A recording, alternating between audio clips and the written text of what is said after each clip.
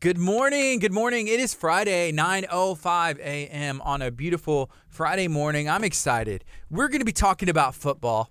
It's football season, all American football season, but we're going to talk about soccer this morning. We got Brendan Keys from Celtic FC America here in studio. We're going to be sharing about professional sports here in our area. You know, whenever you think of professional teams here in the area, I think of the Astros, who are doing awesome. The playoffs are coming, and they are looking to take like the best record in baseball. They have a chance to, become the World Series champions. You got the Texans doing their thing. The Rockets are about to start, but you can't forget about our own Celtic FC America. They play in League City. It's semi-pro soccer, and guess what?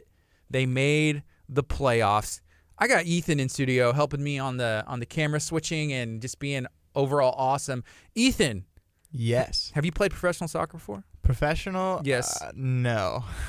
What is your experience whenever it comes to soccer? My entire experience of soccer can be summed up with this. Okay. When I was 9 years old, I went to soccer camp every morning for 2 weeks. Okay. I'd get up at 5 in the morning, go out in the cold, because this is like the Midwest, and it was like March.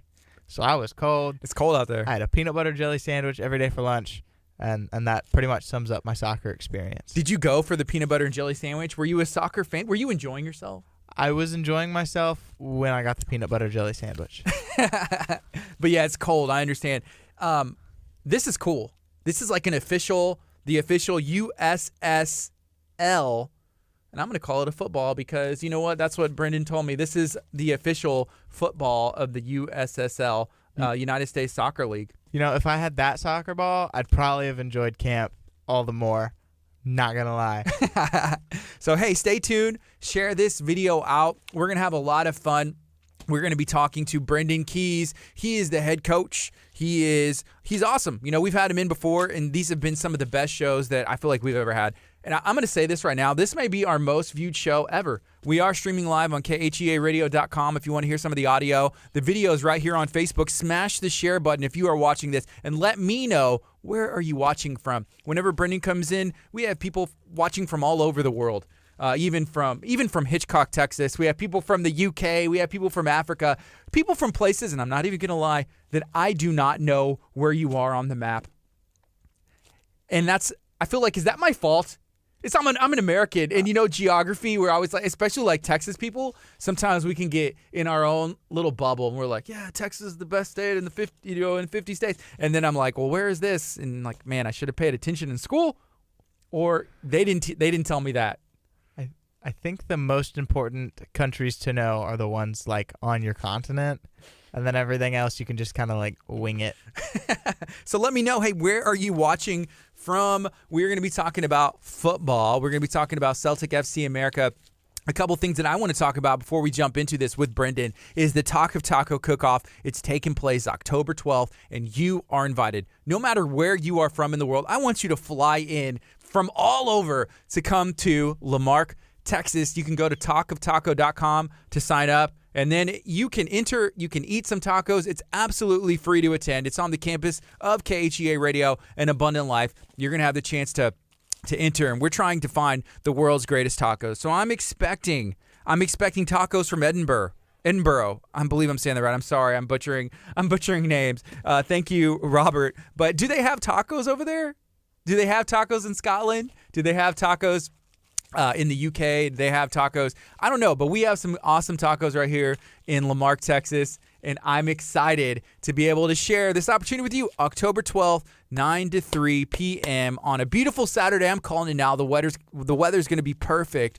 Go to talkoftaco.com to sign up to learn more information. Again, if you are watching on Facebook, hit the share button, smash this out. We are going to have an awesome show. Brendan Keys is here in studio. We're going to bring him in now. We're going to get him situated. It's going to be a lot of fun. I got, John Brady watching from Glasgow. Good morning to you, sir. We got Brendan Keys here in studio again. He's awesome. I love hanging out with Brendan. You know, intern Ethan has not had the opportunity to meet Brendan until today, Mr. Brendan Keys, and he said, he's Irish? He was like, oh, this is so cool. You didn't tell me he was Irish. I was like, come on, Ethan. You're supposed to know these things. Brendan Keys. Yes, sir. He's Irish. has a background of playing soccer professionally, and now he is coaching the boys. And I'm going to say they made the playoffs. I'm stoked. How's it going today? Good, mate. How you doing? I'm doing good. And I see your shirt. You're going to have to tell me a little bit about that. What does that shirt say? Yeah, the Rugby World Cup is going on at the minute. It's in Japan. Ireland are ranked #1 team in the world. And, I can't hear in here. Okay. Yeah, there's a little knob right there. You may be able to turn it up. Okay. See, is that working? Yeah. Okay. It's a little bit better. And they won the first game against Scotland, and they looked really good doing it. It was hammering. I think it was 27-3 or something like that. Yeah. Up next, they play Japan tonight, actually, 2:45 a.m. because of the time difference. So we should win that game. All right. So is Ireland known for their rugby team? They are. I mean, it's the first time we've been ranked #1. We're always in the top 3 or 4. Six Nation champions, I think, 3 times out of the last 5 years. Yeah. That's in, like the European Championships, 6 Nations. So now Ireland in rugby is going to play Japan. So Japan is that's their home turf. Well, it's the World Cup. Like we have the World Cup in soccer every 4 years. It's the World Cup, and it's being held in Japan. Okay. So I'm not sure how many teams in it. I think 32. Yeah. And Ireland are ranked #1. So we're one of the favorites to win it all. Wow. Hopefully we will. That's a big deal. Oh, yeah. And it's such a small country, you know what I mean? Yeah, in the World Cup, especially whenever it only takes place every 4 years, like in football or in soccer, that is a lot of time to brag. And I feel like that's what it's all about. Like, hey, we got 4 years. We're the best in the world. Yeah. We're the best in the world. Even if the whole team quits and it's like a new set of guys that come up, we're the best in the world. So that's a big deal. That game versus Scotland, is that a big rivalry between the Scottish and the Irish? Yeah. I mean, we're more friendly with the Scots. Obviously, spoke Celts. Probably the bigger rival game would be against England. It's always good to smash the English. All right. Hey, so we're going to make a switch. Go on the FM as well. Again, if you're watching on Facebook, feel free to share this video out. Share it into a Facebook group. Maybe you're a part of a football or a Celtic FC football group. Share it in there. Let me know where you're watching from. I see people watching from Toronto. We have someone from Glasgow, someone from Edinburgh. There's people from all over the world, and even Leslie watching from Texas City. Shout out to the United Way over here in our local area. But wherever you're watching from, I want to know. So let me know in the comments if you're watching on Facebook. You're watching on Channel 46. Send me a text, 346-704-1806. I want to hear from you. Are you a fan of soccer? Are you a fan of football? Did you already know about Celtic FC America? Guess what? The boys made the playoffs. That's a big deal. Here we go. Going on the FM right now. Good morning. This is KHEA Radio 99.5 FM. It's Friday morning, 9:13 a.m. My name's Gardy. I got Mr. Brendan Keys here in studio. Good morning, sir. How you doing? I'm doing great, mate. How are you? I'm doing really good. I got this soccer ball right here, and this is official. This is legit. Can you tell me what this is? Yeah, that's actually the match ball. It's an official match ball for the USSL. So only the teams have that, and now you, Mr. Garcia. All right. You know what? I'm not good enough to make the team. I know that for a fact. But when you know people and you got friends in the right places, you can get official, merchandise like this. So I'm gonna thank God and thank you for this. You're welcome, mate. All right. We talked about this a little bit on Facebook, but the rugby World Cup is going on right now. Yeah, and I didn't mention that USA are actually in that Rugby World Cup. They're ranked 13 in the world. They did get a bit of a hammer in against England in the first game. I mean, I want to say it was 42-7, but they're growing in the game. I mean, they've really come a long way. Yeah, and hopefully, I think they can win a couple of games in that group, but I don't think they'll make it through to the next round. Yeah. See, here's the thing. I feel like all of these other places, like England, they got a head start. Just in life in general, then us, America in the grand scheme of the world, is a newer country, right?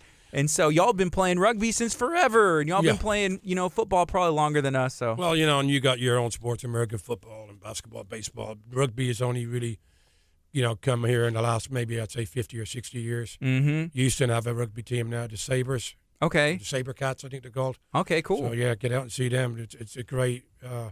It's a great time, good fun to go out and watch them. Yeah. Okay. So, hey, I'm going to have to say good morning or wherever you're watching from, maybe good afternoon, good evening. But we have people hanging out. Colin said he's from Buckton, England. He's watching. We got someone from watching from Thailand. We got people from all over watching. What is it about Celtic FC football that attracts people from all over the world? Well, you know, it kind of comes back. You have Irish people and Scottish people all over the world. I mean, everywhere you go in the world, you'll see an Irish pub. Celtic was founded by an Irish Catholic priest, even though they do play in Scotland, in Glasgow. Mm-hmm. They're very much an Irish-Scottish club, so it's 50-50 kind of thing. It's more than a club. It's more than a football team. You know, it's hard to explain if you're not a Celt, but fans all over the world. 65,000 every game, every Saturday when they play in Paradise. It's an amazing thing. If you ever get an opportunity, put it on your bucket list and go see the Celts play. I'm down. I would love to go. Ethan, are we going? Are we going to go watch? If we get the chance, yes. He looks like an Irishman. Look at him with that red hair. Are you Irish, Ethan? Do you know? I could be. We'll just say yes. I'll have to do one of those Ancestry. ancestries. Yeah. It'll be like 99.9% yes, you are related to Brendan Keys. 100%. So if you have heard about Celtic FC America, let me know in the comments. Can you explain Celtic FC America, where y'all play, how this started, and how you are involved? Yeah, well, I had a team called Houston Hurricanes. Still have that as the academy program. But I decided that we were going to change the name to Celtic FC America, show my love for the Celts. Mm-hmm. I'm a huge Celtic fan. You can see I have them tattooed here on my arm. I go to a Celtic game every 2 years. It's a long way. It's 5,000 miles to Glasgow, but I try to get over to a game every couple of years. The Celtic FC America play at Clear Springs High School Stadium. I think the capacity over there is about 3,000. We just had the first season. We snuck in the back door in fourth place to make the Texas Cup. Everything had to fall into place. Can you kind of go through the events that had to happen for you guys to sneak in? Yeah, it was crazy. We thought we were in, then we didn't think we were in, and then we kind of had to have a result go our way. We had to hope Pachuca beat Armadillos, and they did. So we got into that fourth spot to get automatically into the Texas Cup, which was great. But we're a semi-pro team that play out of League City.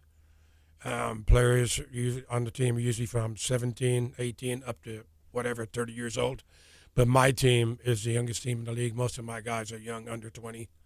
And so that's why it's a great achievement to, make that top four. Yeah, so these, I'm going to call them kids. You're under 20 years old, 17, 18, 19, 20, still trying to figure out, a lot of potential. Maybe some people are ahead than others, but they're playing against what I'm going to call a grown man, somebody 30 years. Yeah, and, the league, you asked about the league. The league is USSL.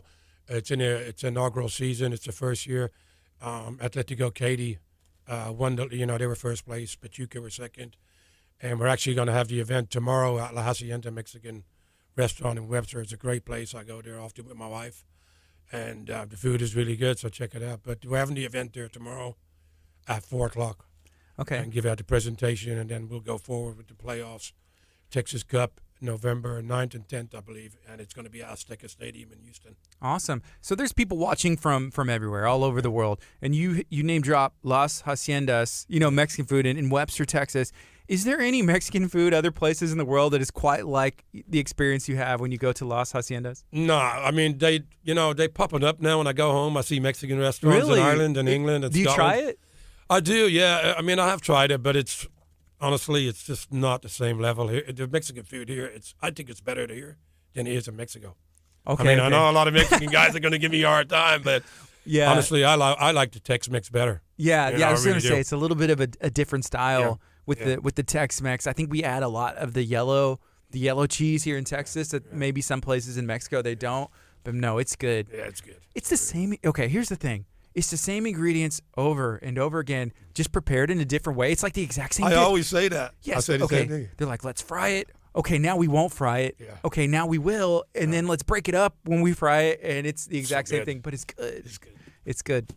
All right, so we're talking to Brendan Keys. Again, if you're watching on social media, feel free to share this out. Let me know where you are watching from. It's 9:20 a.m. It's a Friday. What are your weekend plans? We want to hear from you, and we're also going to learn when the playoffs start for Brendan Keys and the boys here at Celtic FC America, and what is the journey look like to become the champion of the USSL. So when's the next game? November, the Texas Cup, November 9th and 10th. I believe it's Saturday and Sunday. And we're doing it a little bit different this year. It's going to be over a weekend, and it's going to be 2 groups. And the 2 winners of each group will go forward and play in the final. So, yeah, we have an opportunity to win it all, the Texas Cup, which is amazing. Anybody can win. It's on the day who's the better team, who's better prepared, who comes out with that winning mentality. And, we have a chance. Mm-hmm. So all right. we'll see what happens. Okay, cool. Well, I think it's going to be maybe it'll be that surprise story. Yeah, you never know. I mean, we're nobody's given us a chance, but that's been the same all season. Nobody expected us to get into that 4th spot, especially after the start we had. And then we went on a run. And, the guys, we beat Atletico KHEA, the team that were number 1 seed, away from home, which was amazing, especially being 2 goals down, came back and beat them 4-3, and them guys were shocked. They couldn't believe it. So we know we can beat the best. And, like I say, anything can happen on the day. All right. Okay, cool. This is KHEA Radio, 99.5 FM. We're going to be on till 11 o'clock. Again, talking to Brendan Keys about Celtic FC America. Can we talk about, I guess, the difference? And, I see a comment over here and said, hey, that Celtic FC blood runs through your veins. Do you think that there are American people or American sports that are as passionate about theirs, whether that's baseball, football, or as you guys are with Celtic 100%. 100%. I mean, one of my things I want to do, the bucket list, is go to see Kansas City Chiefs, to hear that chant in the stadium, that Indian chant. Mm-hmm. But in football, American football, I'm a Patriots fan. Don't get mad at me, Texans. You're a Patriots fan? I am, but I was a Patriots fan before I came to the States.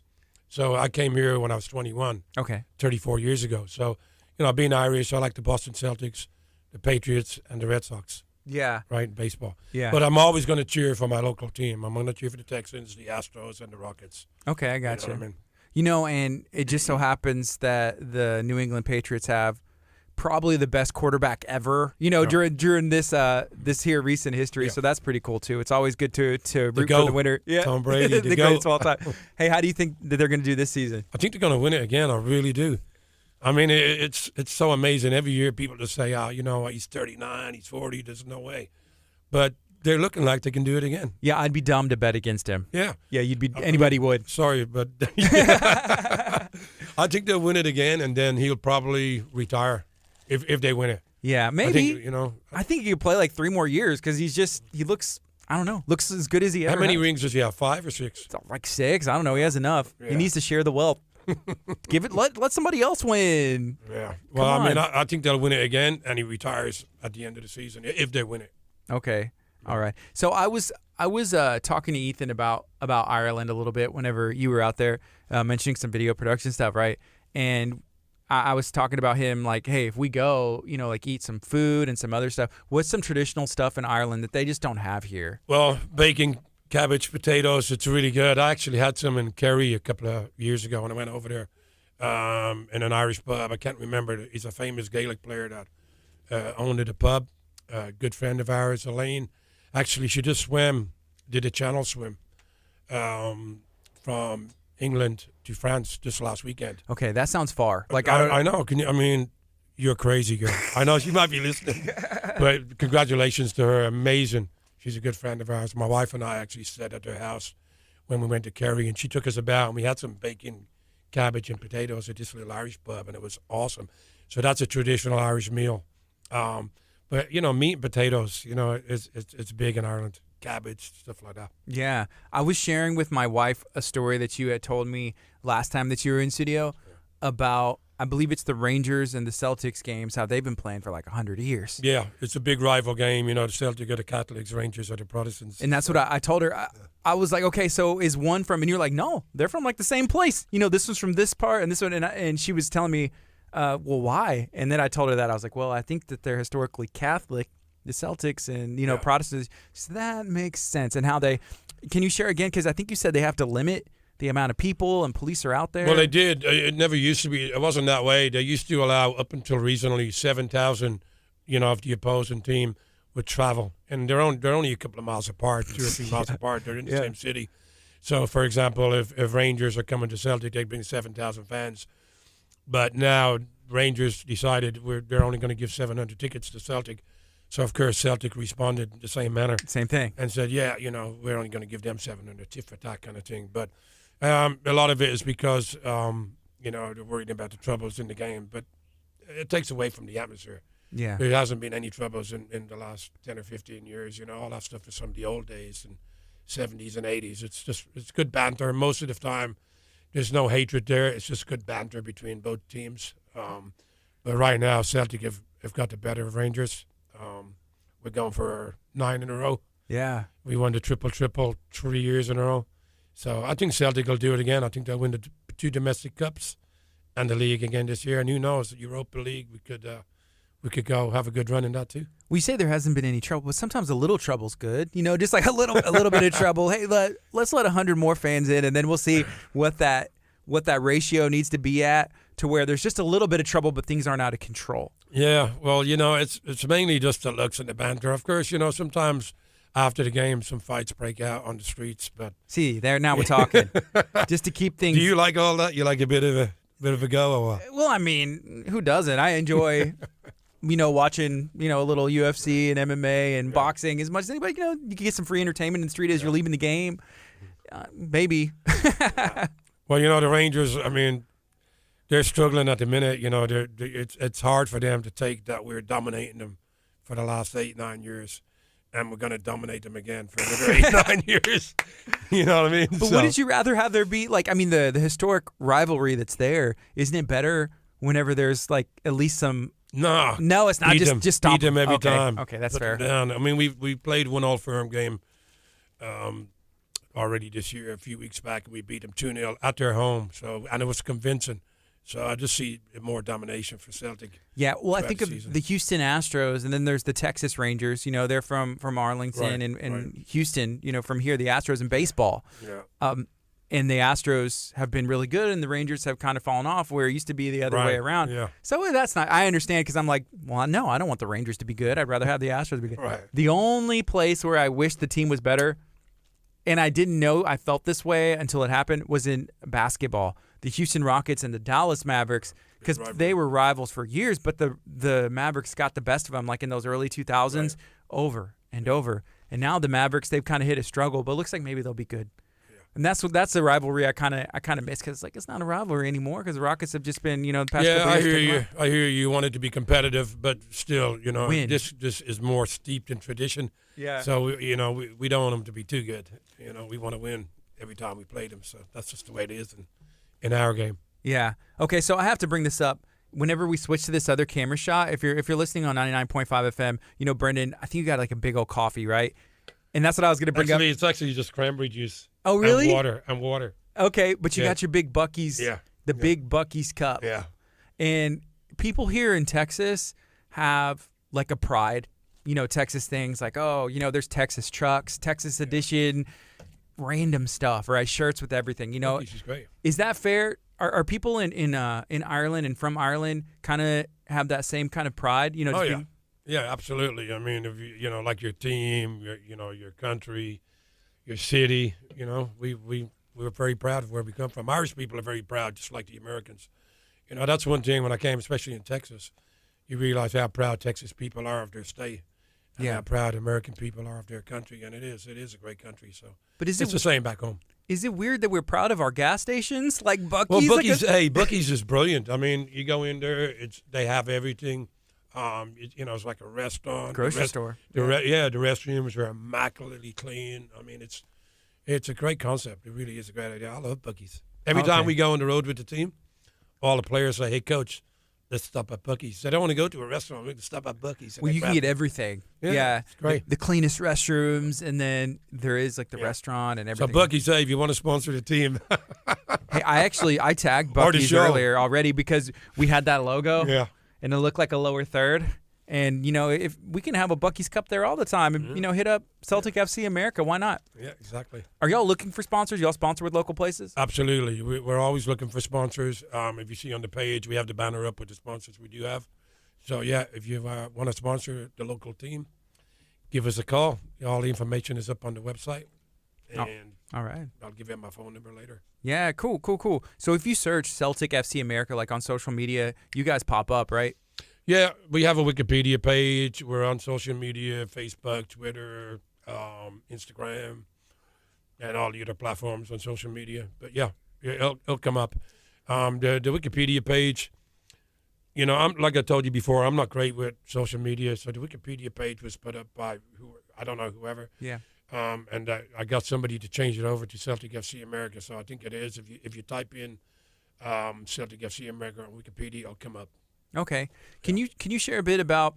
I think y'all had a camp that was not too long ago, and you had one of your good friends, fly in, and y'all were doing some stuff. How did that go? Hello, because I know he's listening in from Ireland, in Dublin, Ireland, right now. Noel came over. He went back a couple of weeks ago. It was great to have him over. Great coach. I've learned so much off him. He's like a mentor to me. It was great doing the camp with him. Coming out, the kids love him. A lot of the kids now that he came over 20 years ago, they're working. They're in their 20s now, so it was great to see the big hugs that 25-year-old kids are giving them, trained them when they were a little bit. Yeah, training when they were like 4 or 5 years old. So it was great, very successful. All right. Yeah. And who was the kids for that camp? I know there was like some different ages and. Yeah, so from 4 up to 16 usually. It's usually for the younger kids. And it was for St. Jude's Children's Research Hospital. Yeah, why is that important for you to do that for St. Jude's? Well, and if somebody doesn't know what St. Jude's is, if they're listening from around the world, can you explain what they specialize in? Yeah, it's a children's hospital. I do the fundraiser for the research hospital. These kids, it's for parents who can't afford if their kid has cancer and they can't afford to pay for the medical bills. St. Jude's, it's free. They don't turn anybody away. Mm-hmm. So they need a lot of help, So it's just a small little part that we play. I've been doing it for 22 years. Cancer runs in my family. My mom died of cancer. My wife is in remission for breast cancer. My son's little sister, Amy, had cancer when she was 9 years old. So it's affected my family. And it's just something I like to give back. It's a few charities I do, but that's the main one I do. 22 years we've been doing it now. Wow. Yeah. Is that something you have plans? I'm passionate about. I'll always do it. Very passionate about it. I love kids. I like working with kids. I train the kids every day. I do the one-on-one. I do groups. I do camps, obviously, to make my living. But I always try to give back as much as I can. That's what it's all about. Like just everybody as a community, here specifically, are people from all over the world. Even your coach, your friend that you've known for years, flying in, imparting in these kids, and the kids come and participate, but they can realize, man, this is going towards a great cause, and I want to be involved. And not only Noel, we had Gary Doherty come over. Maybe not mean anything to you, but Gary Doherty played in the Premier League. I mean, this is a guy that's making millions with Tottenham Hotspur and Norwich. And he's an Irish international player. He came over one year and did it with me, and also gave his time to coach the kids one-on-ones. Great guy, good friend of mine. He's actually coming back over in a couple of months.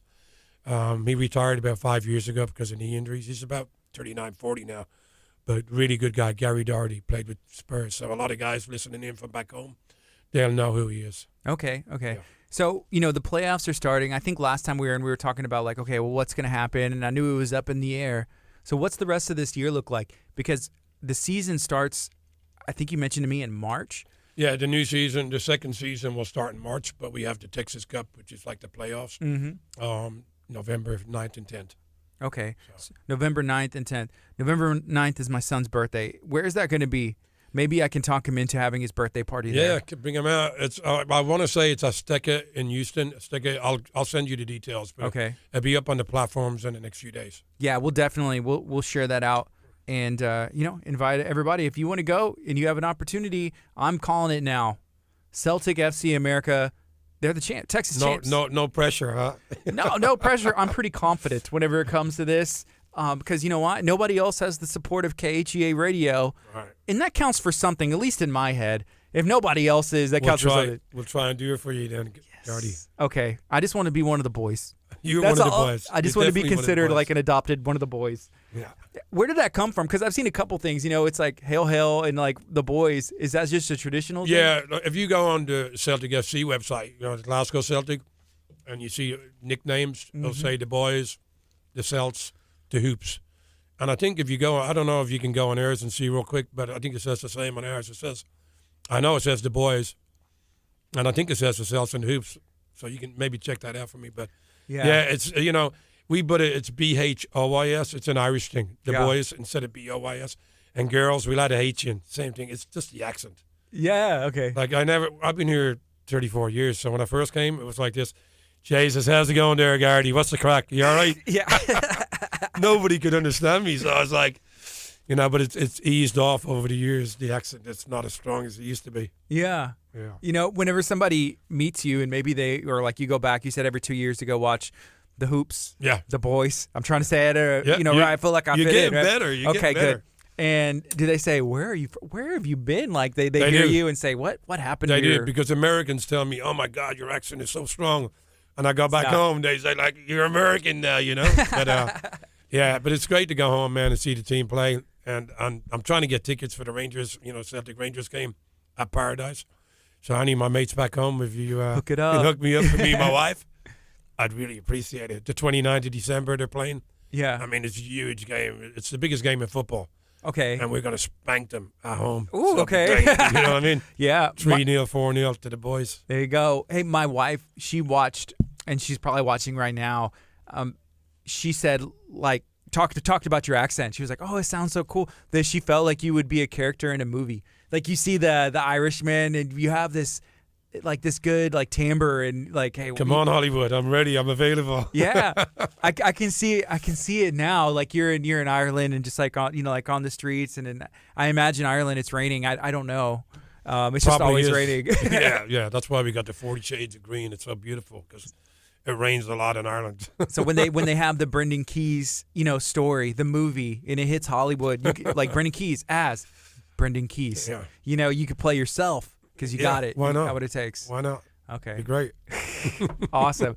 It's 9:37. This is KHEA Radio 99.5 FM. We're talking to Brendan Keys with Celtic FC America. They're a semi-pro soccer team. They play right here in League City, Texas, but we got people watching from all over the world. I know. I got mine here on the watch. Where well. where do you have people that watching from? I've seen Ireland, Scotland, India.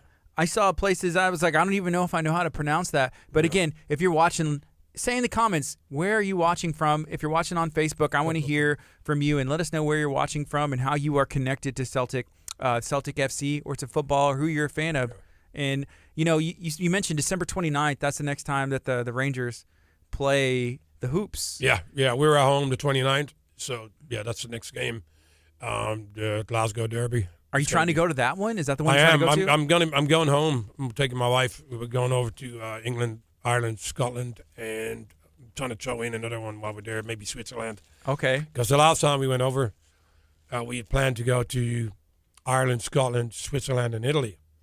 And what happens is we went and Paris. So we went to Paris, flew into Dublin, went to Glasgow, took her to the stadium to do the tour. So she's never been to an actual game as far as in Paradise. So I've taken her to see Celtic versus Barcelona in the Champions League. But she wants to go see Celtic and Rangers, so I promised her we'll go this time. But we were supposed to go to Switzerland and Italy last time, and we never made it. We ended up kind of getting stuck in the pubs in Glasgow and drinking with the boys and having a good time. Your wife is American, right? My wife is American. She works at NASA. Hey, baby, I love you. All right. She hasn't been feeling good the last few days, so I hope you're feeling better, darling. What does she do in NASA? She does all the documentation for all the stuff that goes up on the shuttle. She's been there 35 years. Wow. Yeah. That's awesome. Yeah, she's good. She's a good girl. Yeah. I sometimes I don't take NASA for granted, but you just forget that it's like right here, in the backyard, literally, down the street. And we have people who are like rocket scientists and people who are astronauts and people who are like brilliant in their field, travel all over the world to come over here and work. Yeah, there's a lot of people from the UK and Ireland, a lot of Scottish in that business that work over at NASA. Okay, cool. Engineers. Let's see. Right now it's 9:39. This is KHEA Radio.com, 99.5 FM. We're talking to Mr. Brendan Keys of Celtic FC America and the USSL Soccer League. The inaugural season is taking place right now. It's kind of, winded down to an end. Now the playoffs are going to be starting. It looks like there's a bright future. Next season, you said it starts in March. Like, what's the vision for? I know it's hard to talk about next season whenever this season is still alive for you guys. Y'all still have, I think y'all can win it all, right? Yeah. Next season, you mentioned last time that you rotate the players out, quite a bit. And why is that? Yeah, and especially I'm going to do it this season. I mean, I had a young team. I basically had taken my U18 academy team that I had and made them pretty much the first team to put in USSL. The reason for that was it was a last-minute thing. I didn't have a chance to do a lot of tryouts. I mean, we did some, and I brought only about 4 or 5 players from the tryouts. The rest of them came from my academy team. But the reason why I do the rotation every year is because it's a challenge for me. I want to have a new team, train new players, so I'm meeting them for the first time. A lot of them have kind of heard about me because of my name in soccer in the Houston area over the last 30-odd years, and they want to come and play for me because I help them get scholarships, and most of them want to go and play professional. So this is a stepping stone to go on to play, an MLS or USL Pro, and so it's a great start because USSL is the 4th division in the United States. So it's a high level of play.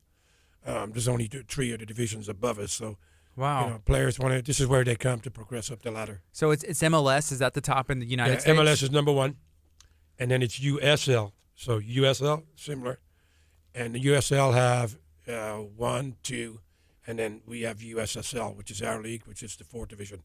Okay. Now there's other teams. As America, don't have really a pyramid, for soccer.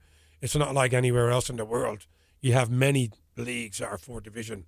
MPSL, call themselves a 4th division team. PDL, which is now USL2, and ourselves, okay. USSL. In the MLS, that's like the Houston Dynamo. Is that our team here? Yeah, MLS is the number 1 league. It's like the Premier League. Houston Dynamo play in that league. Yeah. Yeah. They're struggling at the minute, though. Yeah. Well, I remember when they first came to Houston that they were pretty decent. Yeah, the original team was back in 1986. Actually, I came over in 1980. Well, actually, they started in 1985. At the year I came over, and actually signed with them. The owner of the team was English guy from Middlesbrough, Peter Kane, and I actually signed with them, but the team folded 2 or 3 games later. So it happens in Houston. Teams come and go, and there wasn't another pro team till I want to say 1995, the Houston Hurricanes. And the owner of that team was Joey Serralta from Puerto Rico. Really good guy, great coach, great player in his day. And he called me up and asked me would I come out and do the tryouts for that whole situation. And there was about 400 or 500 kids try out. And I picked a team, and he told me get rid of one. I said, why is that? He said, I want you to play. Oh. So it was like I played for a few years with the Houston Hurricanes in USL Pro, and that was a lot of fun. And then that team lasted. Joey did great. That team lasted a long time, probably 10 years. And then I ended up buying the franchise from Joey, and I took the Houston Hurricanes and until recently changed the name to Celtic FC America. Celtic FC America. It's got to be the Celts. Yeah. What can we do, I guess, to get people more excited about, even I'm looking at, we have the number 1, like you said, MLS. We have a team here in Houston, and I know there's a lot of support that they have, but maybe not as much as the Houston Texans and or even the Rockets. What can we do to get people more excited? Absolutely don't have enough fans like the Texans, because the soccer is probably the 4th sport here that people will go and see. Baseball and basketball, American football, people are going to go and see that. I think American soccer really needs to change the structure. They need to get the grassroots involved. Go to all these inner city programs and get these kids involved. All the Hispanic kids, everybody, all the foreign kids that play the game. Yeah. Because America is the melting pot of the world. There's so many different nationalities and here. Houston's very diverse. Yeah, and so look, when we had the World Cup here in 1994, at the time it was the most watched World Cup ever. Right? It was the biggest World Cup. That's been broken since. But it was great. The players loved it, coming to the big stadiums in the United States. They said the fields were fantastic. It was. Nobody puts on a show like the Americans. And it was fantastic. So they need to just start bringing in these inner city programs and growing the game that way instead of, I think they're doing it wrong. They're going for the little rich kids instead of going. Soccer is a poor kids game. All the inner city kids, the working class kids. You just need this. And listen, and why exactly? We spoke about it before. Mm-hmm. Why do you think Brazil is the best team in the world? Because all the poor people from the pavillas come and play the game from the streets. That's why Brazil are the favorites every World Cup, and they've won the most World Cups. And America has to do that. They have to work with leagues like our league, USSL. And that's one thing about USSL that we're going to do differently than any other league, is we're giving kids players an opportunity to come in and play for little money. It doesn't cost you anything to come and play in our league. Even for a team to come into the league, it's very cheap. It's $2,000 only to come in and play in our league, where you go to these other leagues and you're paying $10,000, $50,000. But if you want to come and play in USSL, it's only $2,000. If you want to be a player in USSL, it doesn't cost you anything, right? Or very little money. So we're giving an opportunity to everybody to play the game, not just the rich kids, but the very poor kids. Wow. Whenever somebody plays in the USSL, are they still able to play in college? Yeah. It's just running exactly like NPSL, where it doesn't matter because nobody is getting paid. There's nobody getting paid in the league. It's all, it's illegal to play a player. Now, you can have professional players, and we do. Like it's former pro players or players that aspire to go pro, play in the league, but they can't actually get paid. Okay, so it just depends on how it's done. Yeah. You keep it done right, and they can still have the opportunity to go play in college and take advantage of those opportunities. Yeah. Exactly. Okay, cool. Have you had some guys? I know you've been doing this for years, but as far as, Celtic FC and being in the USSL, but I'm sure, have you trained some guys who've had some bright futures, playing in college and everything? Yeah, we've had in the last 7 years, except for last year, we had a couple of guys last year that went to try out in North Carolina. Juan Nava, I'm sure he's listening in right now, and Andy Garcia. Andy's both great players. Andy he was a little nervous, and I don't think he was prepared. And that were his words. Juan was going to get signed up by them. It's a USL pro team in North Carolina, but he tore his ACL in the last game. But in the tryouts, he had played 3 games, and he scored a goal in every game leading up to that. And so it was unfortunate. He messed up his knee. But prior to that, every year we've had one player go professional from the Hurricanes, because it was the Hurricanes. We'll see about Celtic, but we had Keane Lewis, who plays in the Indian Super League. Dean Sambra now plays in the Irish League, played with us over here, great player. His girlfriend actually is Stephanie Roach, one of the most famous soccer players in the world. Mm-hmm. So shout out to Stephanie Roach and Dean Sambra. Alex Mendoza, he played in MLS and he played in USL. He played with the Hurricanes. So we've had a lot of players go on. And then we've also had famous players that have come over and played with the team. We've had Paul Byrne, who played with Glasgow Celtic. Big-time player. He came over here when he was 40 and still tore the league up. And, of course, the biggest player we've ever had come over was Gary Doherty, my buddy. I'm his agent. And he came over and played with us just for a couple of games. But he was my assistant coach. If you go to the Wikipedia page, you'll see he's down as the assistant coach. And the most famous ever Hurricane player, this is before my time, before I even came to America, is Bobby Lennox. The Hurricanes had a team in 1978 who played at the Astrodome. Okay. And Bobby Lennox, he actually won the European Cup of Celtic in 1967. So shout out, he's one of the original Lisbon Lions, Bobby Lennox. He's still alive, he's in his 70s. Wow. One of the greatest players, a winger, wore number 11, I believe. So shout out to Bobby. Who's the best player that you've ever played with or against? Oh, man, good question. In America, best player I've played with, a guy called Steve Williams, Big Willie, we called him. Great player, he was a defender. He took no prisoners. This guy was tough, big, tall lad, skinny lad, but really strong on the ball.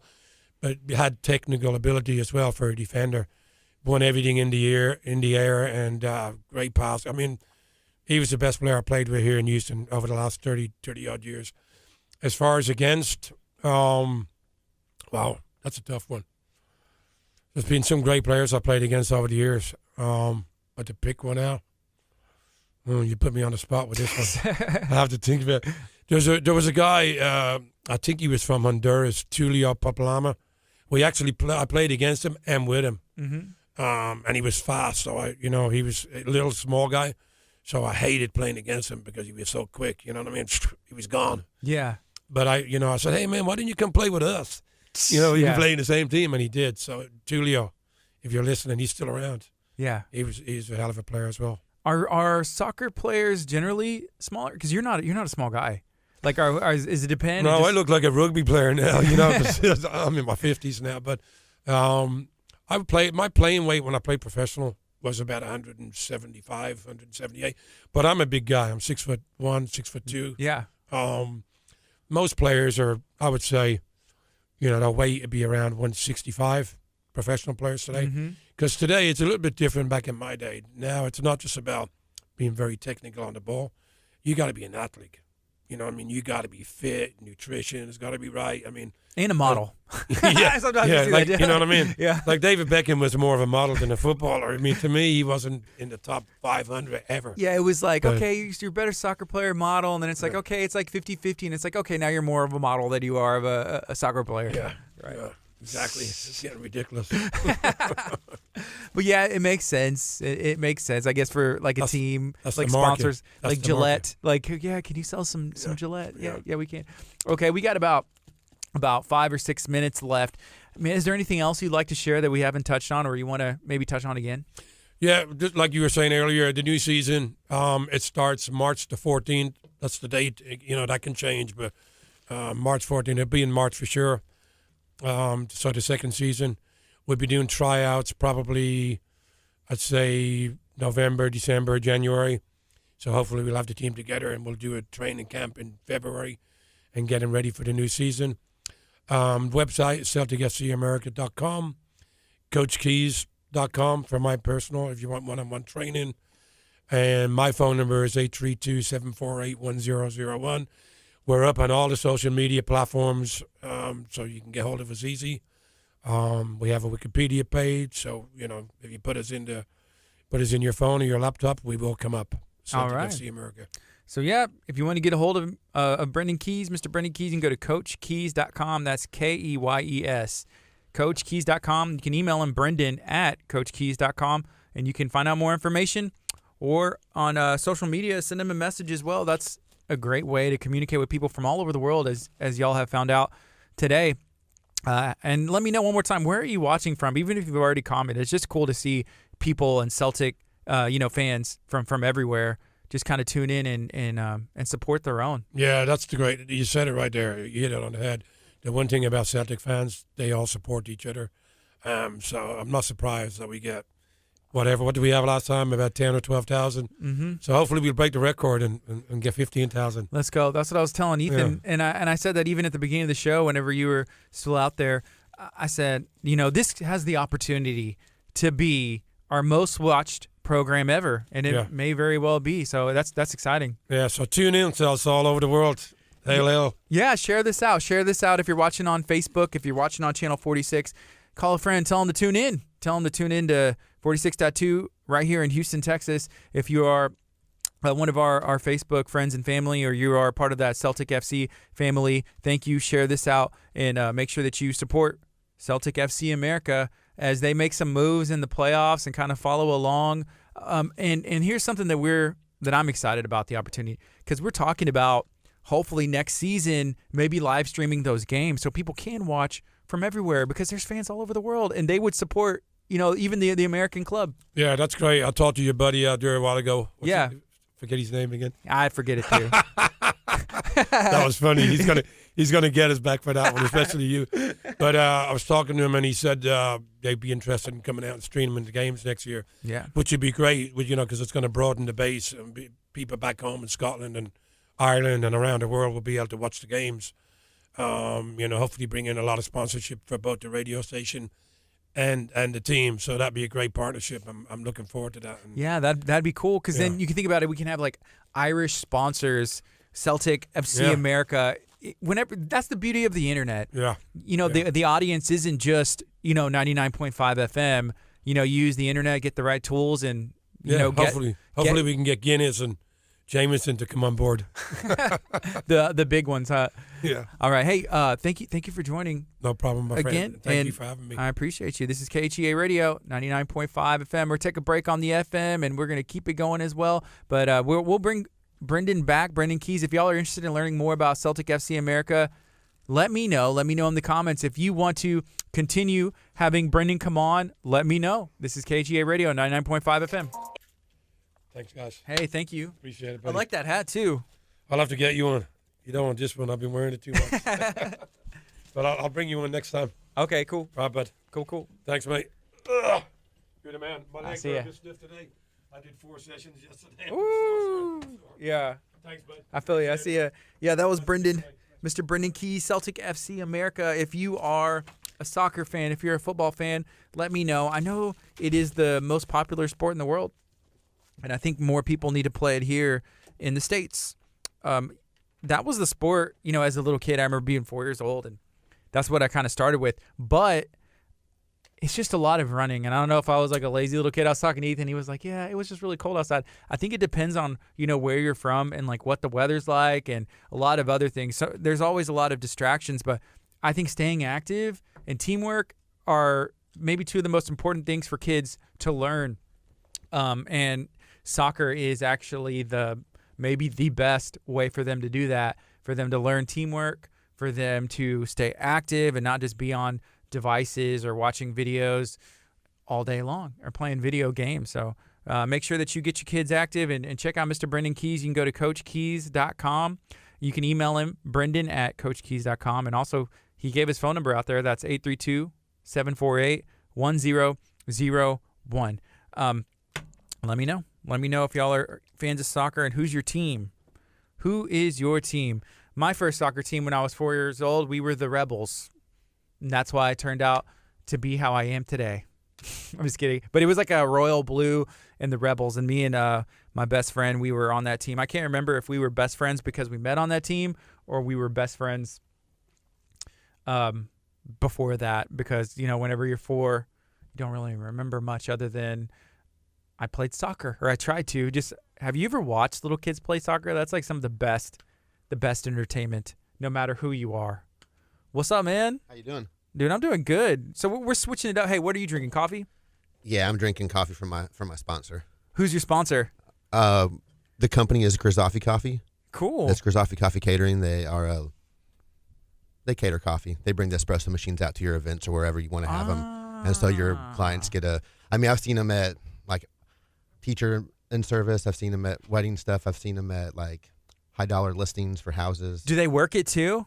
Or do you have to have a barista? Oh no, they have the barista. They bring the machine. They do everything. So instead of just getting drip coffee, you're getting like lattes and espressos. So it's a little bit more of a. People will remember that, Definitely. I'm thinking like weddings, which that's what you probably go to a lot of weddings more than the average person. 1 or 2 a year, yeah.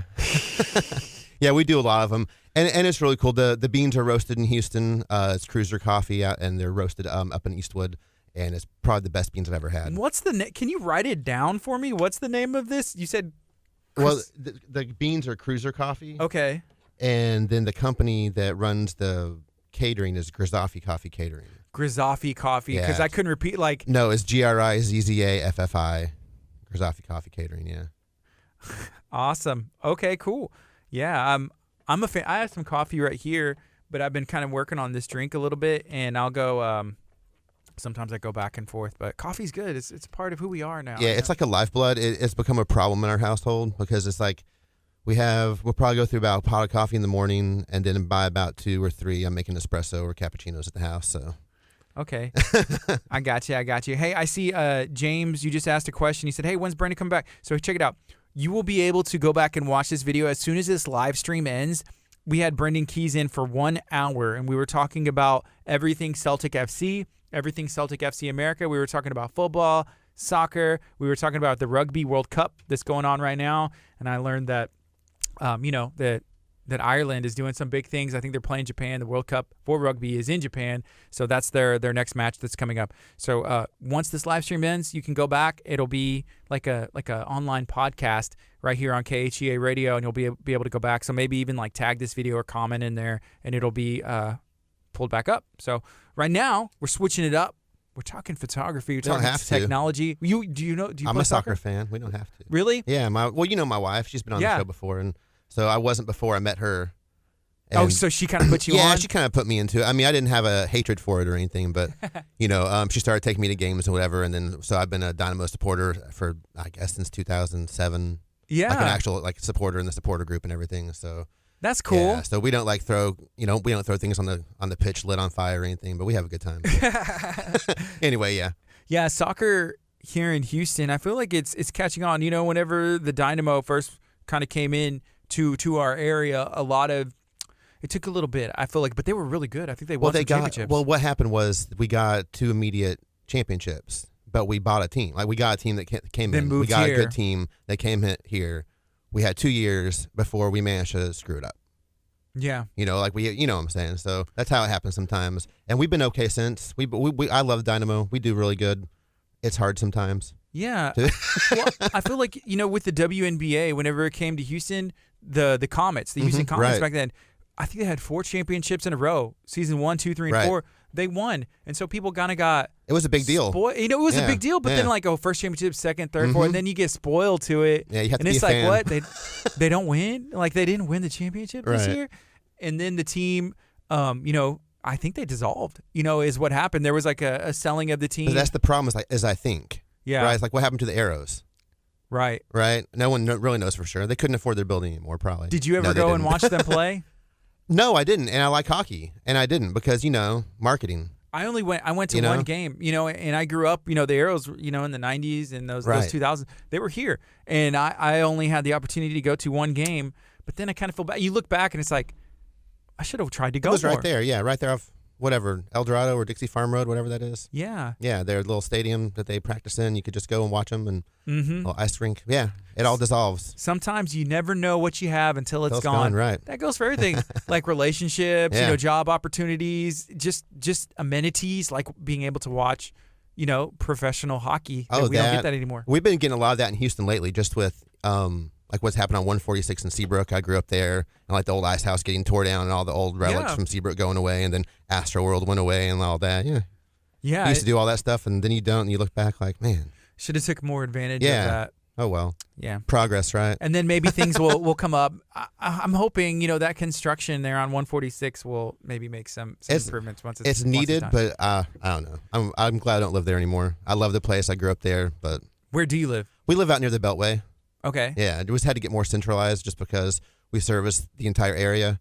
And, being in Deep League City or Seabrook or anything like that, whenever I was looking at like a 30-minute drive just to get to the freeway, it was just too much of my life in a car. Dude, Yeah. I hear you. So Yeah. I went to Austin last Saturday, and my buddy lives over like right outside of 610, but close to I-10. Right. And for me, it took me an hour. I live in League City. It took me an hour to get to his house.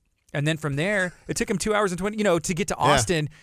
So it was just like, man, if I was in this area, I don't travel to Austin much, but it was nice. We were there and kind of had some time to unwind. Yeah. I was hanging out at his house, waiting for some other friends, and then we went. So it was easier than just leaving from my house because that would have been like a 3.5 hour drive, and it was like 2 hour, 20 minutes. It would get me on some of like the really late nights, out in Conroe or further out and driving in and then you get to like the area where like, okay, I'm at the Beltway. I recognize still this have like about stuff. 30, 40 minutes till I get to my house. Like that's, you get to the south end, but still you have a trek to get down. So yeah, we finally, we moved out there. It's probably been about 6 years, and Okay. we like it over there because we're like 5 minutes from Clear Lake. We're like right down the road. So it works out really good for us. Do y'all do a lot of traveling with the business? We travel as much as we can. Right. It's we went like on a little bit of a hiatus of some of that sort, just with the young family coming up. You have to be there for the little kids, and I don't want them to think where's daddy, Yeah. So we're getting back into traveling more now. Now that they're a little bit older. They're not that old, it's not like they're teenagers. They're 3 and 6 pretty much. So you got 2? Yeah, 2 little girls. And their school, the oldest one just started kindergarten, and then All right. we have the other one that's finally gotten to daycare. But now they're old enough that like a grandparent can handle them a lot easier for like a weekend than before. So now we're zipping off. We have Vegas in a couple weeks, and then we have Horseshoe Bend and right at the beginning of next year. All right. Okay. Yeah, and then we start moving around. We try to get out to Colorado, and we go to Tennessee every year. So Okay. All right. So, We hey, try. we are about to switch over to the FM. Here we go. Good morning. It's KHEA Radio, 99.5 FM. My name's Gardy. It's 10:04. I got Oscar here in studio. We're going to be talking about a little bit of everything. We've already talked about soccer. We had Brendan Keys in during that 9 o'clock hour, and we were talking about Celtic FC America. Then we kind of talked on, the Dynamo and everything else that's going on here in Houston. I was listening. Yeah. So can you let me know, what do you have going on? Oh, what do I have going on? Well, this weekend, I guess, is the biggest thing going on right now. We have the big bridal show that we've been plugging for a while. We're part of a networking group that services, the Bay Area mostly. It's all the, professional vendors in the wedding industry and event industry. And last year we decided to put on our first bridal show. This year is the second bridal show. It's this Sunday at the Hilton NASA. It's a pretty big deal. It's probably about 45 vendors. They'll be there. Come out and check everybody out. It's from, I think it's from 1 to 4. I'm horrible on times and details. That's what my wife's for. But what I'm really excited about, I'm excited about meeting everybody. But then after that, we go straight into a fashion show, which I get to shoot. So that's cool. I guess stop talking to everybody, which I do love talking to everybody. But I really like being behind the camera, and wanting to photograph runways kind of got me into photography. Yeah. Like more dramatically than I already was. Like my family was already doing the kind of stuff. They were artsy. I spent time in the dark room. I would go skateboarding. My dad would take photos, and we'd go into the dark room and cool. get to watch the magic. So I feel like you would be in the fashion show. Yeah, well, I'm waiting for the invitation, but they never asked me. I'm waiting. I learned that they're going to be having guys there, and I'm offended that they didn't ask you. I guess you have to realize, I'm better. You would be amazing on the runway. I but would behind hope the camera, it's magic. Yeah. Well, we're helping a lot. I'm photographing it. Our daughter's walking in the runway show for like not for ring bearers, for flower girl dresses and whatnot. Yeah. And I, normally in normal fashion shows like that, Alvin Tuxedos and these places, they do like to pull from the vendors, from the men vendors, because we never get that side. We're always working. We never get to be pretty. Yeah, it's not fair. No, it's not fair. We just naturally. And so I gave him a little bit of a poke for that. I was like, come on, man. Like, still, it's been years. I know it's a few pounds heavier, but still, maybe he doesn't have to let the suit out as far now. I don't know. Yeah. So when did you get into photography? What set you on this path? Well, it was the family stuff. I mean, that's what got me interested in photography. I took some classes in high school, and I decided that's what I wanted to do. And honestly, since then, I've only had like maybe 2 jobs. So I've probably been professionally shooting for about 25 years. Yeah. It was like one of those things that, hanging out with the family and doing that stuff really got the magic of like seeing images come from nowhere in the darkroom. And now, it switched over to digital. It was fun because I like to tell people, like, my age is, I used Photoshop when there was 4 layers only. And that really throws some people off now, because now you can just keep stacking and stacking. Forever. Yeah, we were pioneering Photoshop 4 in, like the actual 4th edition of it in college. So it was fun. But I came out of that, and I just started with portraits. Weddings itself, I was your typical male. I'm not going to lie. As part of our bio, nothing about me wanted to do weddings. Like, there wasn't an attractive point to that at all. Yeah. I won't lie about it. I was your basic guy. I didn't want to go, like, that sounds gross, And then we got married, and our wedding photographer, Jenny Andrews, she was out in Tennessee. Now she's kind of focused on more travel photography. She showed me what wedding photography should be and where it had gotten. And she opened my eyes. And so after our honeymoon, we switched gears, and I actually ended up photographing a wedding on our honeymoon. We were on a little private island, and the photographer didn't show. There was another couple there to get married, and I just happened to travel with my gear that, for the honeymoon. I'm like, hey, we're going to paradise. I'm going to take my camera. Yeah. And so I ended up photographing my first solo wedding there. I had photographed weddings beforehand, but, that was the one that kind of really set us on the path, and we came back and just retooled everything, and we started, we rebranded His and Hers Photo probably about 6 years ago or so. Mm-hmm. I was going off my basic old name from all my commercial photography and everything, but it was started to pick up so well. I just refocused, and we just completely rebranded to be nothing but event weddings, lovely stuff. We like to tell stories, just love stories. That's like the best. That's the best stories to tell. I'll tell any editorial story. I love doing like corporate stuff and things like that. But it's the best thing to tell the love stories. I was talking to Ethan earlier about in my opinion, I could be totally wrong. Whenever it comes to songs, it comes to music, it comes to video, it comes to photography, a movie, anything. Like, it has to be a story. You know, I've seen a lot of work, and sometimes the story, like, it kind of, if somebody sees it and doesn't know what they're looking for, then they may be like, this is weird, but I don't know why. Right. Because there's like a process, you know, in a song, like how whenever you start it, you know, you don't come all in and then it's just like, you know, I mean, you can do whatever you want. That's part of being an artist or being creative or, you know, having an opportunity to do whatever. But there's like a way to do things, and it's aesthetic. It's like pleasing, you know, and you don't even understand why, but that's just what it is. It's a story. So when it comes to photography, is that the same thing? Yeah, I mean, it feels like especially when you're telling stories like this, like there has to be the humanity in it, you know, and there's one thing that all nationalities have, and that's going to be their love stories. You know, no matter what part of the world you're in, people are excited about, you know, their families. They're excited about love. They're excited about, you know, they want to tell you about what happened with their wife, what happened with their boyfriend, what happened with their kid, what happened with their grandma, you know. Family, love, that the humanity of any moment is what really it's like whenever you see something that, like any crazy war photo. Well, it's just a war photo until you put that kid in there or that person in there. You know, without the humanity, it's just a picture of a broken building. Without the humanity, it's just a picture of a pretty venue. Yeah, it's like it's just architectural photography or whatever. And you know what I think what turns people on to all those stories and everything. It would be great music and it pulls emotion, but as soon as you put words to it, it tells a story that, you know, sounds familiar to them, they can identify with. That changes everything. Yeah. Yeah. Stories are what's up. I agree. Ethan, is that kind of what I was saying or trying to say this morning? I feel like that what's the term? You hit the nail on the head. Yeah. Bing, bing, bing. That's exactly what it was. So here's what I saw. There was some really cool drone footage. It looked beautiful, and I was like, man, this is, you know, it looks good. And it started out, it had me, and so it was a building, and the drone went over the building, and I was like, oh yes, okay, good, it looks good. Yeah. And then the drone went back and did the exact same thing again, and then it went from another angle, and then it went from the top and hit the back of the building, and then went from the other side. It had 40,000 views, and I was like, and then it was over. It was like a 2 minute, you know, a minute 30 video of that, and I told Ethan, I was like, I'm going insane. Like, you know, it looks good and it caught a lot of people's attention, maybe. But I was like, what's going on here? What happened? Where's the rest of it? Where's it? And I walked out a scenario. I was like, this is what could have happened. There was a lot, and it looks good, you know. But I don't know. Who am I? I don't know anything. Well, I mean, you know, but you're somebody that's looking at stuff that was disappointed, and that's, you know,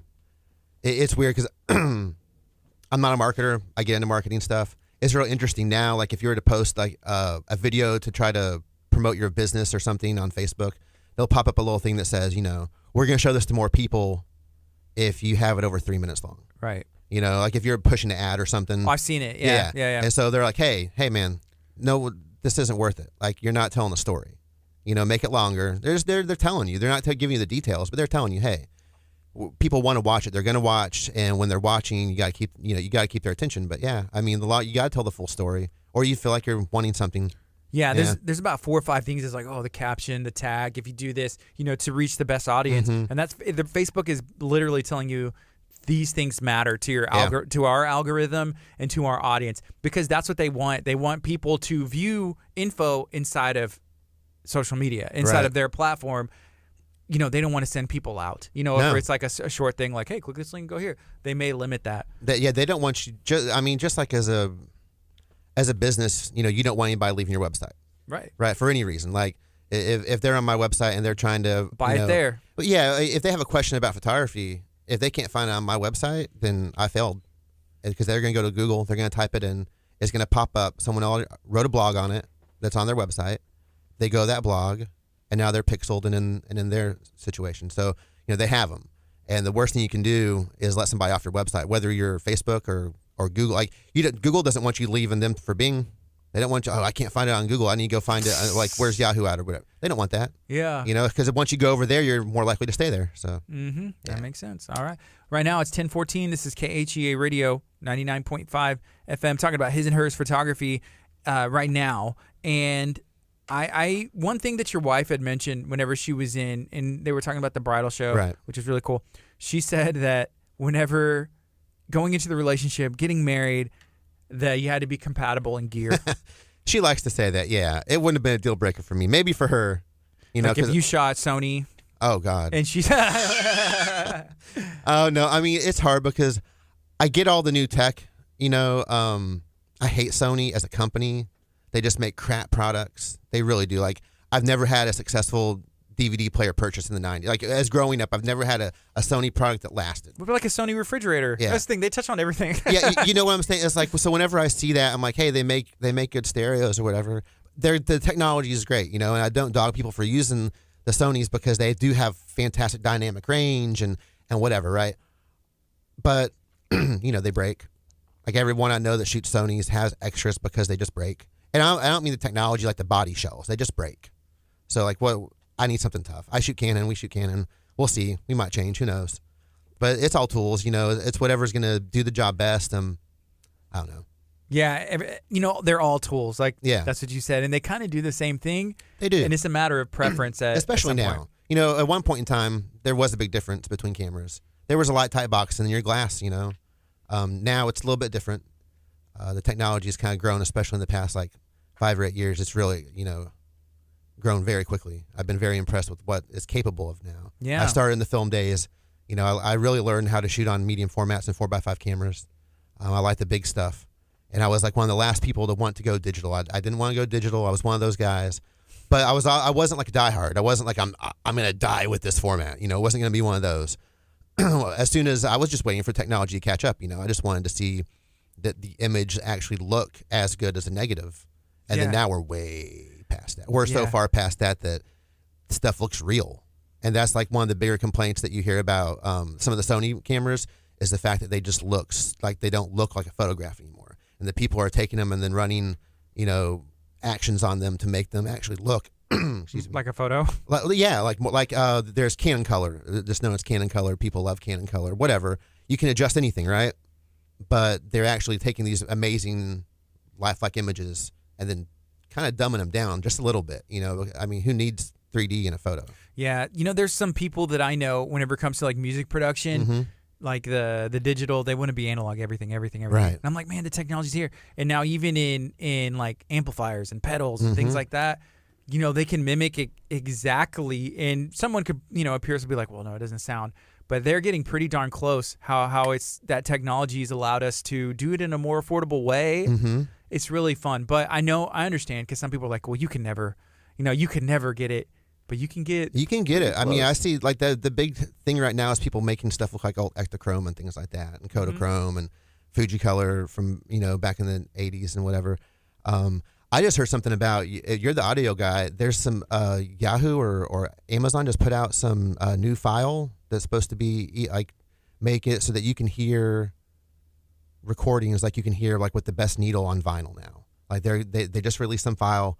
And bands are starting to jump on it right now. It's supposed to be like the next thing. I forget what it's called, which I shouldn't have said anything. Cool. I'll have to check that out. You have to check it. I was just reading about like 2 days ago, and it's like some new file type that came out. I don't know. Okay. Yeah, for That's audio. Awesome. Yeah, I don't know. It's supposed to be amazing for listening to live music. I'm really big into live music, so.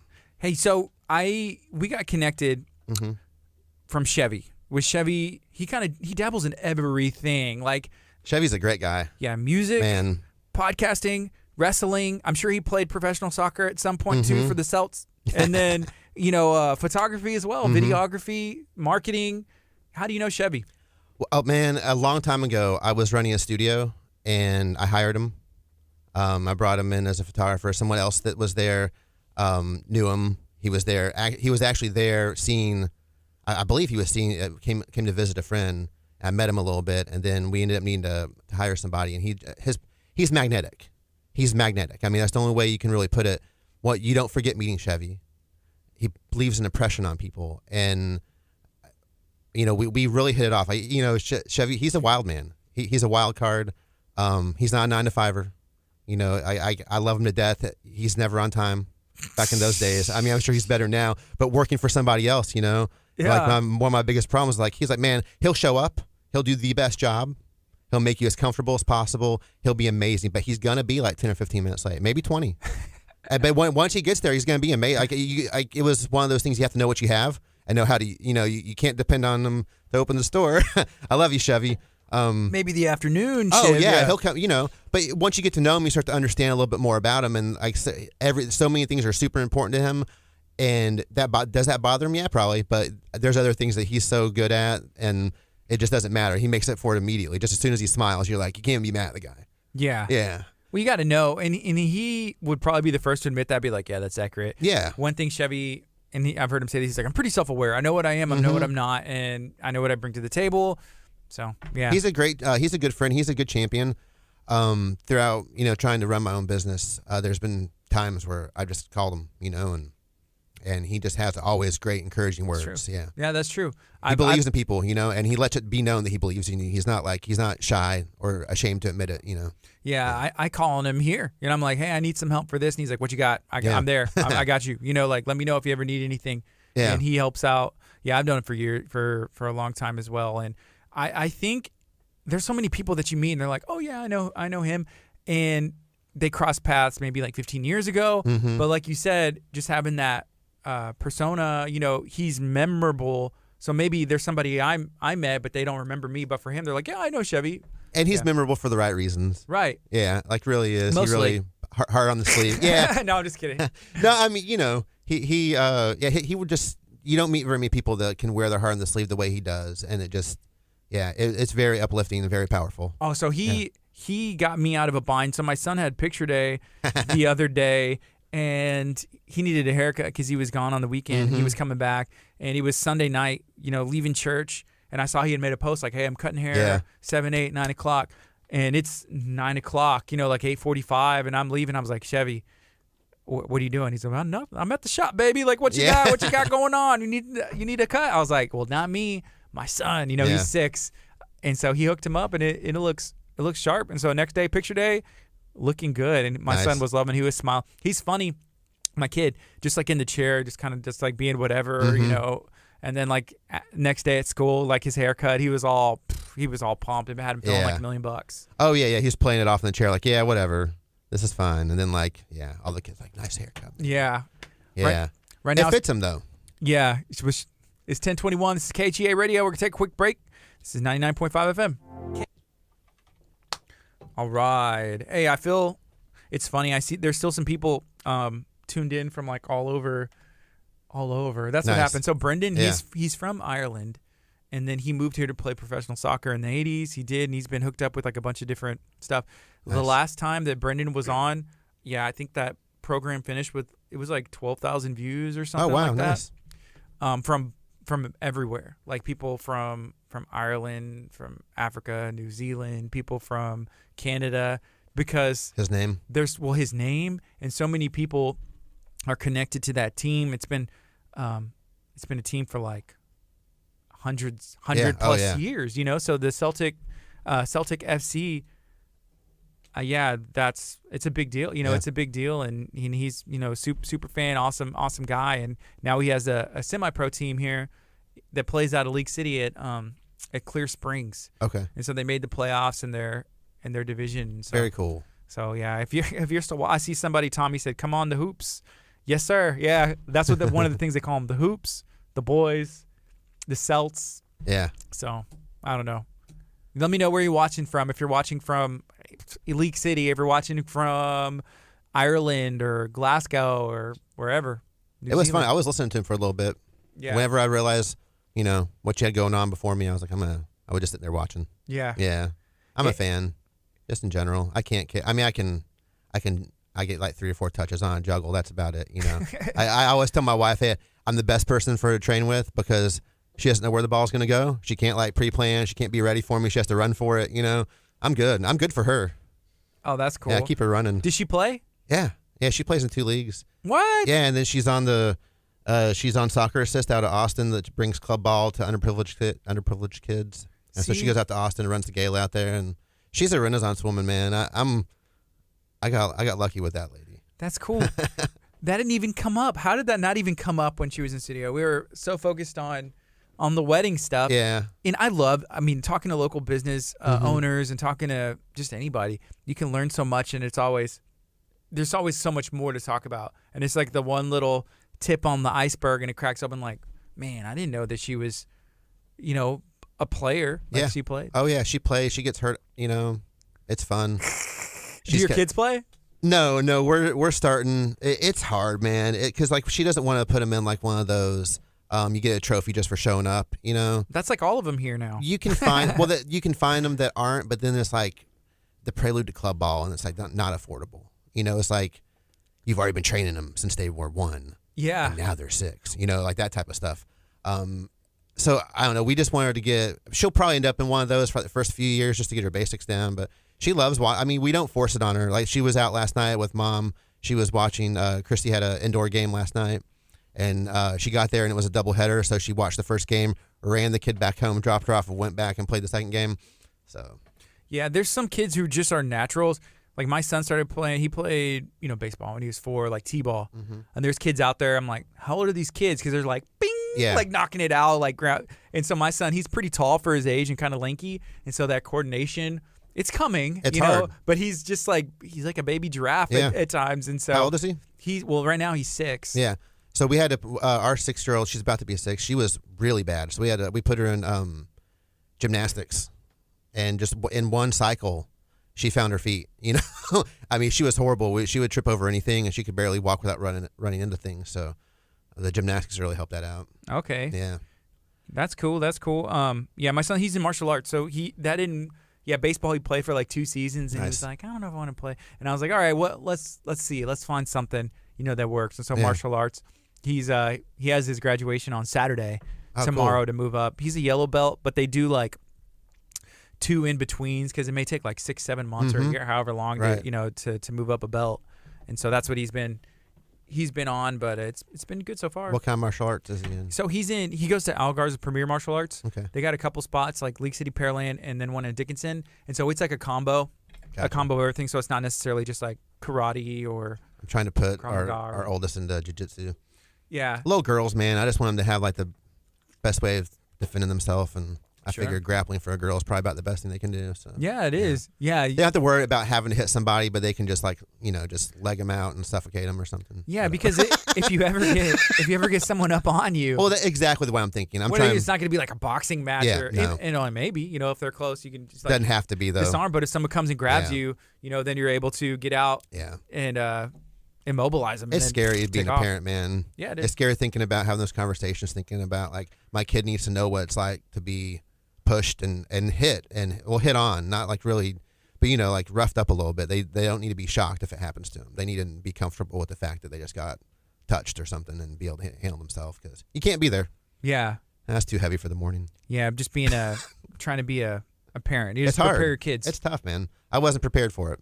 You think you are, but as they get older, you're never prepared for like the 6-year-old, the 7-year-old, the 8-year-old. You're a 17-year-old. Now I have Ethan, and I'm trying to teach him and mold him, and he started college already. I see the family resemblance. I'm just really proud of him, but he's been growing into an awesome young man. How long has he been with you? Well, let's see, about a year. Nice. A little over a year and a half. I don't know, but yeah, he's becoming into a good man, and I'm proud of who he's become. Started when he was about 16 years old, so I don't know how he survived before that, but. On the Chevy tip, he's the one that that's the first time I ever heard the word podcast was through Chevy.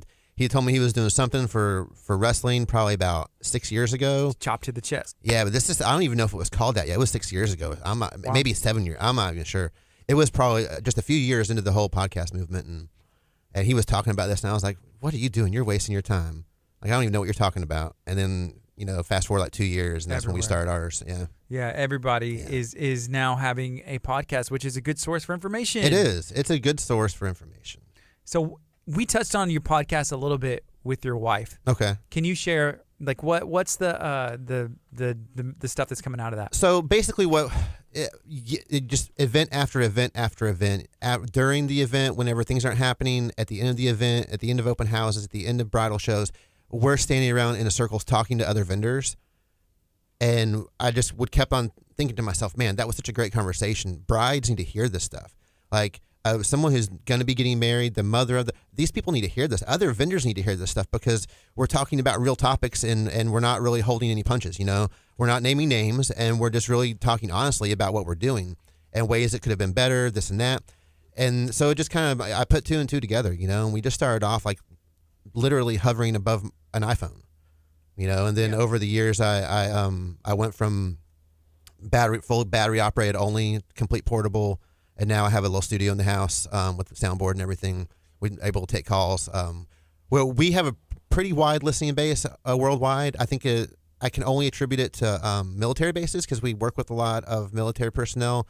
We do a lot of weddings like that, and so I think it just follows with them. Because I'll look at my analytics, I'm like, really, like, how am I there? Like, have you ever done that? Have you ever looked at you're like serious? Like, you might have a better reason because like your last guess, you know. But I'm like, come on. Well, yeah, on days that it's not, I'm like, why are y'all listening to this? Yeah. I'm boring. Stop. Turn off your phone. Yeah. No, I'm just messing. But don't do that. Well, you can if you want to. But no, I feel you. Yeah. Like people like tune in or stumble across or have a question, search something, and it pops up. Yeah, and it's fun. You know, we have this one company on that is Beyond Bartending, and you know, he's a British guy, and when he came on, it just spiked. You know, it just spiked, and he's an interesting chap, man. This guy, he's a sommelier, whiskey and wine and everything, and help you pair foods and run private classes and stuff. He's really cool, but it was really cool to get the audience. Yeah, I was like, wow, like what? How did that even happen? You know? Yeah. You have to be somewhat strategic about that. I'm part of some like podcasting groups and stuff, and you'll see like, hey, does anybody want to trade and be a guest? Like, what's your field? And you know, that helps. And then, you know, people may stick around and like what the content that you provide. Absolutely, yeah. What kind of gear do you use for your podcasting stuff? You said you had like a little mixer and some mics? Yeah, I have a Yamaha soundboard, a miniature one, like a 4-port. Yeah. And then I use Behringer mics and, you know, good cords and everything. That's cool. I used to try to use like really, I mean, they're still not that expensive. That's one thing that I realized. I wasted a lot of money trying to pick out my gear and like going through different versions instead of just going and getting the good stuff to begin with. Because it wasn't even, I mean, it's not that good. It's like a basic, like not the $15, but the $20 Behringer stage mics, and then just good cords and a good little soundboard. And that's it. I record into a digital recorder. I like to keep that mobile aspect in case I need to travel or go to someone's house or something like that. I can just. That's cool. Yeah. Yeah. You know, I like, and it's, let me see, I like the Rode stuff, and I have some Rode mics like for recording on like video, and I like the Rode stuff, and I have some other Rode mics, but I like their podcaster. And like this, I don't have it, but I would like to have it at my house just in case I wanted to do something. But the board, it's always on back order, and like to me, that's always a good sign, you know. And I'll go watch the YouTube videos and like, oh, should I order this and get it in 3? I don't know when I'm gonna get it. If I, you know, I hate new technology. Like I'm the last person to get it. I'll never like if something just came out and it looks super cool. Like I'm still not on board with these Bluetooth, USB podcasting mics out there. Like the blue ones, any of them, any of them. Like I don't know. Like to me, that's waiting for something to happen to go wrong.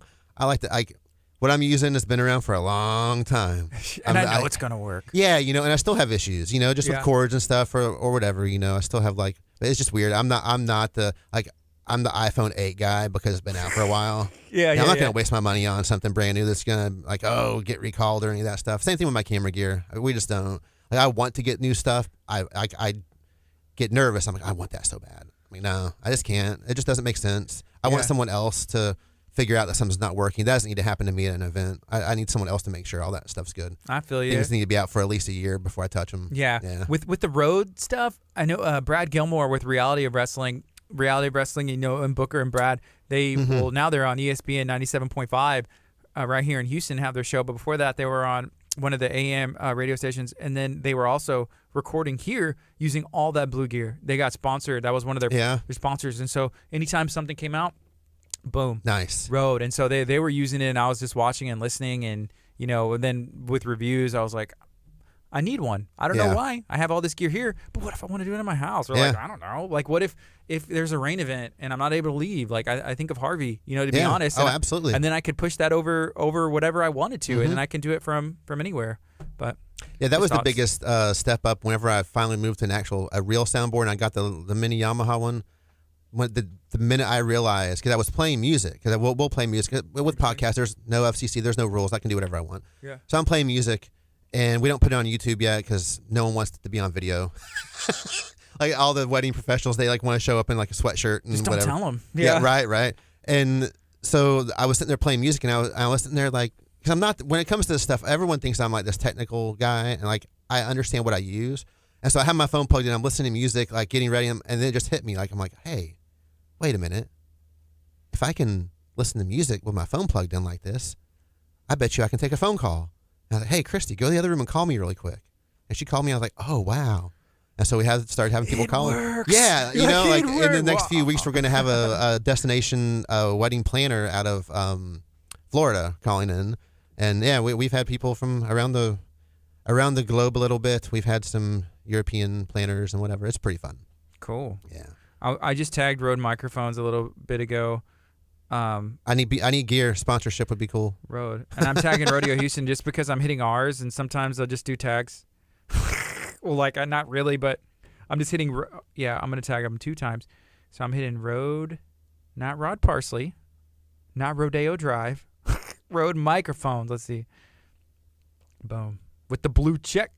All right, we're gonna switch it back on the FM here in about a minute after this track is over. Jamming some Toby Mac. Nice. Overflow. Ethan, I need you to, whenever you have time, son. I appreciate all the work you've been putting in.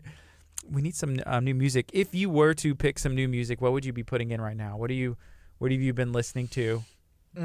That's a tough one. So Ren Collective just put out like a children's album, which is not their like regular style. You know what? What? Put it in. We should do a pocket of music. And somebody brought this up like, hey, y'all do pockets? I was like, yeah. Like even a children's. I don't know what time that would be. Like a Saturday like morning or afternoon or like where it was like music like that, but maybe more aimed towards kids. I don't know. That may be a terrible idea. Do some but local stuff, man. We do play some local stuff. Yeah. The only thing is making sure that the sound quality doesn't stick out too much, because then that may do more, in my opinion, maybe more harm than it does good. Yeah. But it's getting more affordable to have great sounding recording tracks, as before used to be, and it still can be like $10,000 a song depending on what you're trying to do. But getting that quality to where it doesn't stick out like a sore thumb. It's like, oh, you hear this Toby Mac track, and then the next one is. No, I recorded this in my garage with GarageBand, but it's getting more easy. Which can be cool if like all the songs being played right then are garage bands. Okay, so whenever you're going back and forth, yeah. I feel because you could have like like the low quality hour or what, not really, but low quality. Yeah, I don't know, but that kind of stuff used to never bother me until I started getting into podcasting and worried about vocals, and now my ear picks up a lot more. I'm like, oh yeah, that wasn't recorded well. Okay, hey, Tommy said the Wolf Tones, and I'm guessing that's a band that we need to check out. The Wolf Tones, is that a group? Maybe we can play them. If you are watching on social media, who should we be playing that we're not playing? There's a local Irish punk rock band, the Tomfooligans. The Tomfooligans? Yeah. Okay. My buddy's a drummer. Cool. He's a Houston Fire Department pipe and drummer, and he drums with them, and they play really cool Irish punk. Are they Irish? Yeah. Okay. They have a pipe. I want to insult him. I don't know if he's Irish or exactly what. Scottish. I don't know exactly what he is. But the lead guy, the piper, because they retool almost every song to take bagpipes. So like instead of so they make the bagpipes fit in instead of just so they're bagpipe heavy. It's really cool. That's cool. You had me with the name, but after you said bagpipes, I'm in. It's like Houston's version of the Dropkick Murphys or something. Yeah. Oh. Yeah, So you like the bagpipe? He's like the guy writing the songs. The bagpipe player. Well, I'm not really sure who's doing all the writing or whatever, but I know that they make a lot of times when you see bands with bagpipes, the bagpipes aren't in every song. Yeah, because it's like very difficult. Sometimes he's the dancer. Yeah, like you'll see that. Yeah, it's like the bagpipe player. Sometimes he'll dance, and then sometimes like this one's in the track and this one's not. Yeah, cool. It happens a lot though. So yeah. All right, so let's go ahead and we'll switch back on the FM. It's 10:38, and we'll be chatting here for a bit. See what comes up. Good morning. This is KHEA Radio 99.5 FM. Right now it's 10:38 on a Friday morning. I'm Gardy. I got Oscar here in the studio chatting about his and hers photography and anything else. We're actually just talking about music and local music right now. I have a bad habit of that. We can talk about photography for a minute. No. The local music scene here in Houston is just amazing. I got sucked into it in the 90s. Mm-hmm. I'm an old man. I'm 44, so You don't look 44. No, I don't. I get that all Yeah. the time. You know, I have my own secrets. Yeah, we're going to have to learn what they are. Because you mentioned earlier, you said, well, I've been shooting photography professionally for 25 years. I was like, when did he start? He was like 8? You know, like Almost, 5 yeah. years old? Like, when did you start? Yeah, well, I count when I was 20. I was getting paid for some jobs beforehand, but I don't like to count whenever I was just a kid, just, you know. And I could probably cut it back to saying 15 years or something like that, but it would be a stretch of the truth a little bit. I was already shooting, getting paid to photograph, and working with companies and on my own, you know, taking different shoots and whatever. I don't know. The journey with His and Hers Photo has just been the one that really makes me feel like I'm doing what I'm supposed to be doing for right now. So, I don't know. We could go back all the way and just say 7 years if we wanted to, but it's not the truth. Yeah, I got you. I feel like every few years I get reborn as a photographer, which is like one of the cool things about doing what I do is, you know, I was talking about this with my father the other day, and I was speaking about work and how the idea of work is it's such a bad word sometimes. Whenever you're thinking, like on a Saturday, you don't want to think about work. That's not a fun word. But like I get stressed out, and there's certain days that are, you know, I feel the work word, but for the most part, I don't feel the work word at all. I feel like I'm kind of floating through life. I get to be a father. It's amazing. I stay grounded by my children. My wife is fantastic. She really helps me hold a lot. She's the glue. She helps me hold a lot of it together. But my artistic life, I just kind of float through. I don't have anybody tell me not to try stuff. If she looks at me kind of wild sometimes, she knows. So she'll see a look in my face and know that we're about to spend money on something, you know. But yeah, I just get to do whatever I want, you know. I get to kind of market and choose who my clients are going to be, and throughout all of it, I'm kind of like I can tell people no if we don't match up. I don't have to do it. That was my big thing about going completely on my own, was like I don't want to have to do anything. I want to get to do everything. You know, I don't want to, if I have to look at it like and I'm kind of like, I'm naturally more of a negative person sometimes, and I'm constantly fighting against that. So negative can just be, I have to get out of bed. Like, I can't believe I have to get out of bed today. You know, but then once I get going and once I get places and once I'm doing stuff, I get to do it. I don't have to do anything. I get to do all of it. And I'm just so blessed with that, because I see so many other my people that I know just like dragging themselves through each day, and like, oh, okay, I guess I'll go sit down and edit for a few hours and then get up and make some espresso and then go play with my children. I mean, that's the way life should be. Yeah. So you would say you're self-proclaimed like cup like half empty? Oh yeah, definitely. When did you realize that? By nature, I am. It's a fight. Well, by noon, I'm not normally. Okay. And it can happen. I used to be a really heavy skateboarder, and I'll trace it back to a head injury. Like, I can trace it back to like not using a helmet and like taking a really hard fall on a ramp and really smacking my head and just not being completely right ever since. I can trace it back to that. I can't tell you the day of the week, but I can remember it. You know. Yeah. And like ever since then, it's just been, you know. I've had my own issues with depression and this and that, but I tell you now, it's hard. It's hard. Like, I'll catch myself, and it's easy to get out of it now, because I just look around. I'm like, I have 2 little beautiful girls, an amazing, beautiful wife, a home. I get to do what I want to do for a living, and I just smack myself in the face, you know? Yeah. So this is a comment, and this is Christy from Bay Area Wedding Professionals. She said, "Hey, he gets," and gets is in all caps. He gets to wake up at 6:30 a.m. every morning. Yeah. When you think of it that way, I get to. And there's so many people. She wakes up at 6:15. Okay. Is that why? She's like, hey, wake up. It's time to get up. 6:30. She always lets me sleep a little bit later. I don't know. I've told her, it's happened all the way through having children and everything. I'm like, if you let me sleep, then you can't complain about me not doing that. Yeah. Wake me up. Smack me in the back of the head, you know. But she lets me sleep, so I'm blessed with that too. And she lets you. Well, you get to sleep an extra 15, 20 minutes, too. I get to do a lot of stuff. It's amazing. Like, and I think in our marriage, we both get to do a lot of stuff, you know. I mean, we make it so that each other can do the things, our passions, you know. She gets to go and play as much soccer as we can possibly fit in. She let me walk down a really crazy path of starting into stand-up comedy about 1.5 years ago. How's that going? I'm just an open micer, you know. It's nothing big, but it's fun, you know, and it helped take a lot of the uncomfortableness and social awkwardness that I get away, you know, and it really taught me I really needed a way to clear my creative palette. And most of the time, someone would go to work and do their job, and then come home and then like get lost in their photography magazines, this was my hobby, right? This was what I want, what everything for me. It was everything to me. So whenever I'm stressed out about a certain shoot or whatever is going on, the last thing I'm going to do is go home and like pull my camera out to go have fun. Yeah. So I needed something else, creatively speaking, to kind of dump my energy into, so I could come back to my photography and just be like, oh, I've missed you, Yeah. And let me tell you, man, going up on stage, you'll miss about everything else in your life. It's the best feeling, it's the worst feeling, Like it's such a nerve wracker before you get up there, and then as soon as you walk up there, everything goes away, and you're just that person, and then you come back off stage and your heart starts beating again. Yeah, it's weird. I think of Zach Galifianakis and him making a career of having that little bit of a social, like, what's going on, awkwardness, or like between two ferns and all that. It's funny, and you can take those things, and if you choose to, that's the beauty of art. And I'll say stand-up comedian, being a stand-up comedian is definitely, there's an art to it. It's definitely an art. We have some great people in the Houston area. There's great open mics. There's great headliners. There's great features. It's a great city for comedy, and it's a live scene out there. You just have to.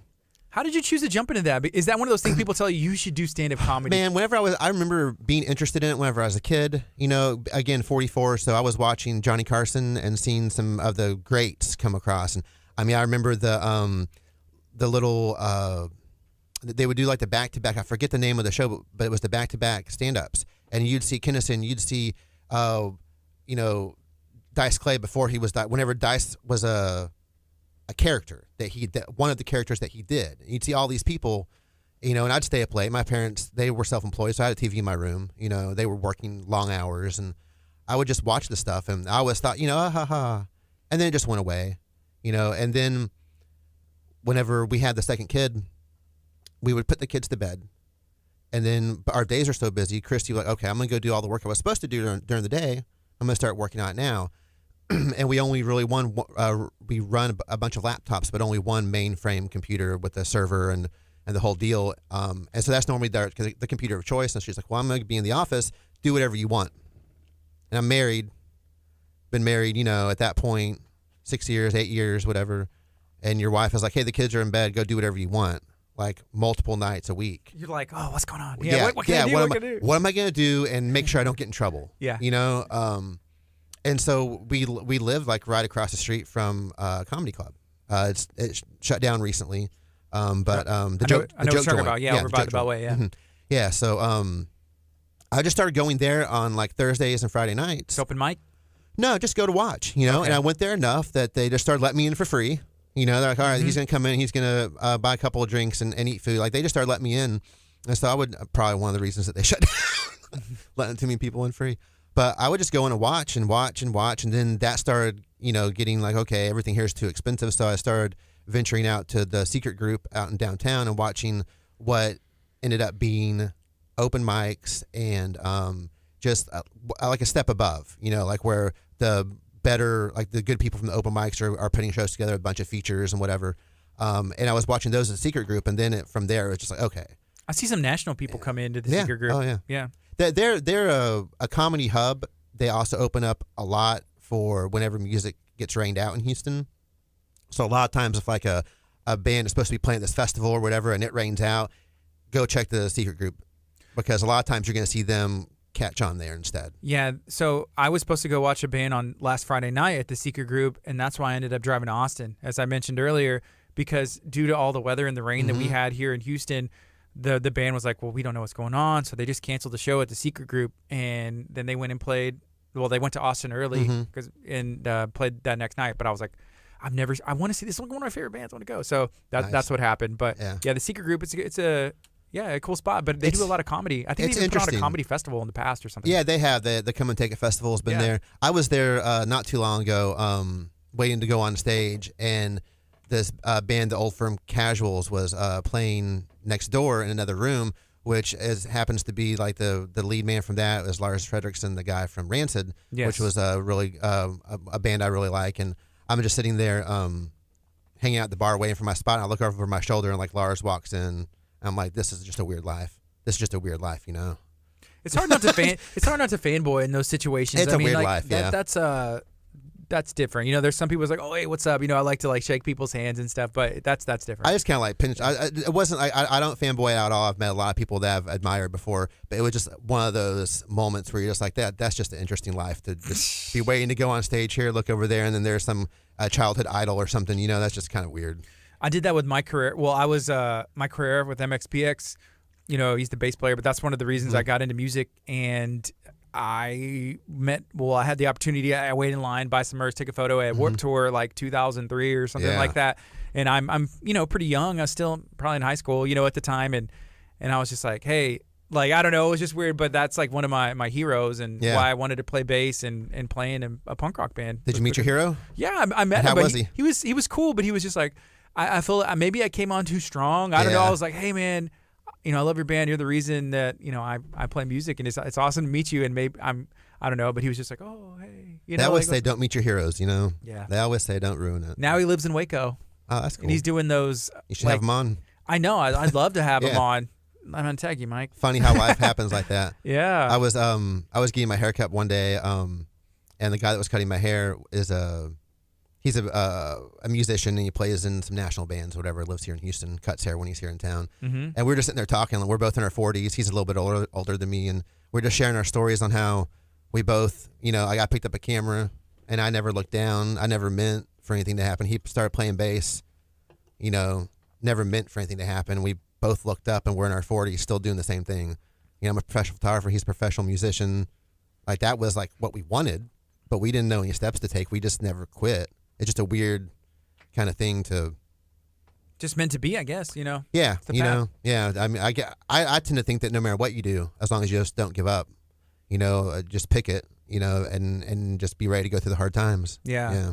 You know, we were talking a bit about, you know, meeting your heroes. Is there anybody in photography that kind of just inspired you, that you looked up to, and you're just like, wow, that's it? Or did you just like blaze the trail for yourself and find your own style? There used to be. I like being inspired from all different places. There's some great photographers out there. I like figuring stuff out. Like, so I think I was going to start on this topic earlier, and then I let it go. If I was to feel like I was done learning, I would probably be done with photography. I'm also at a point where I learn by fire. I don't, like a lot of people get new gear and then go practice and go test. My favorite place to test is at your wedding. Like, let's get down. So I'm not scared. Yeah. I'm not scared. If something's not working out, I can revert right back. I would rather test in like real situations. Through that, you know, our style changes constantly. I really like Salas and Cotty. I really like. There's not a whole bunch of names there's some unknown names. There's a guy, Raphael, that I know through Facebook. He's one of the most brilliant photographers that I've seen in a long time. And he's a natural light photographer. I don't say that very often. You know, he mainly works with no flash. He can use a flash. He can use artificial light, which is a very, very, very important. Because a lot of photographers, when they say that they're natural light, they normally mean that whether they prefer it or not, they just don't really understand flash, and they don't understand it as a tool. There's definitely some people out there that I like being inspired by the people that haven't made it yet, or they're just making it. Because normally, from what I've seen across the board, once sponsorship and, you know, the talking circuit, teaching, and all that gets mixed in, their work gets watered down. And I feel like it's the same thing with musicians too. Like I said, you get to a certain point, a band makes it, then their next album isn't that good. You know, their next 2 or 3, and then they start to realize, okay, we lost our formula that made us big. You know, and you hear that, you see that all over the place. And I see a lot in photography where people get to a certain point and they just are continuing to do the same thing that got them there. They're not still inventing themselves. And that's one of the things, like, I bring a lot of stress on myself because I like to learn while I shoot, and I like to make that happen. Some of our best techniques came from mistakes that I went back and reverse engineered and figured out what I did. What did you do, Chrissy? Let's figure this out. Wow. And then we just implement it on a, you know, by shoot basis now. Now we use them as techniques instead of, you know, accidents. But what did I do? How did I do this? I got you. Some of the best things that can happen is your flash not firing. Do you have time to do personal projects? Yeah, I do. What, did you want to do like an expo of yourself? No, I don't. I was just wondering if it's always so busy, because then if it's always work, because the thing that made me think of that question is the fact that you had said, like, hey, if I get new gear, let's test it. Let's go. It's your wedding. And I'm just thinking like, hey, if I get new gear, I'm making like I don't know what I'm doing. Like I'm going to play it or shoot it or something like that. Or both, unless somebody's like, hey, you want to play a game? I'm like, yeah, I just got this. Let's go. So we kind of developed a technique for that. And it's really weird because we don't do much discounting or anything like that. We really believe in our value. Sure. Yeah. But we've started a new program that a few times a year now we do like an engagement session giveaway. And the point of it is it's not for you. It's for us. You're getting selected. You're going to be told most likely what you're going to do. Like we have one coming up that we're going to be taking a trip to waterfalls, undisclosed location. They'll be in formal attire, and they'll be getting wet and dirty and everything. But that's the kind of stuff I can't do. Like if you're getting married and you come to me to hire me, I can't be like, hey, I can say I had this crazy idea, but most people, they might want a crazy shot or two.